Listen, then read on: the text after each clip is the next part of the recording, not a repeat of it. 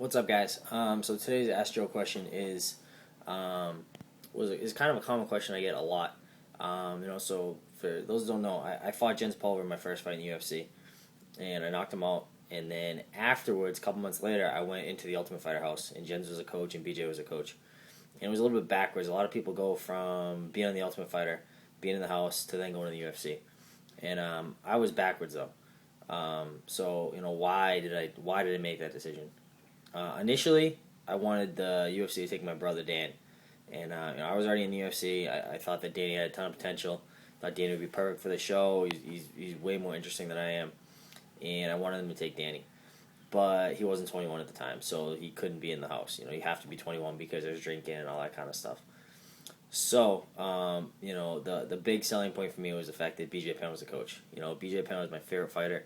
It was like I think he had the style. He still does. Has the style to everyone wants to emulate. He's got great wrestling, great boxing, great jiu-jitsu, and he was a coach on the show. So I wanted to go and train with BJ. It was a good opportunity that I didn't want to pass up.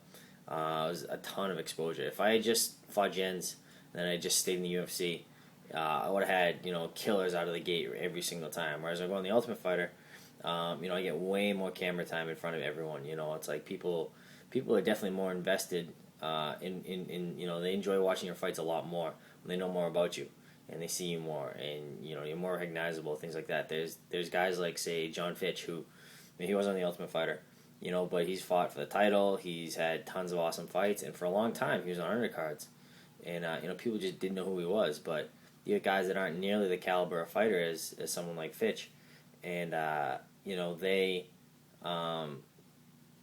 they really get a big following right out of the gate because of the Ultimate Fighter, because people know who they are. So that was why I did it. It ended up being a good move for me. I'm happy with how it's gone, and I'm all about the Ultimate Fighter. The other quick question I get is, what was the worst part of being in the house? And definitely the worst part of being in the house was the lack of communication. Friends, family, all that kind of stuff, and no music.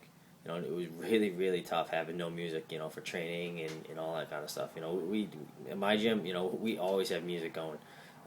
We always have, something blasting in the background, and then, you're trying to cut weight, you're trying to sit in the sauna, you're trying to do this, you're trying to do that, and you have no music, and it really sucks. So yeah, so that's my Ask Joe questions, I guess, today. We had two of them, and let me know. Send me a tweet. My Twitter handle is @Lauzon. And send me an Ask Joe question, and I will answer on here. And don't forget to, down below, you can click the subscribe button, and or up above, click the subscribe button, and keep current with all my videos. Thanks.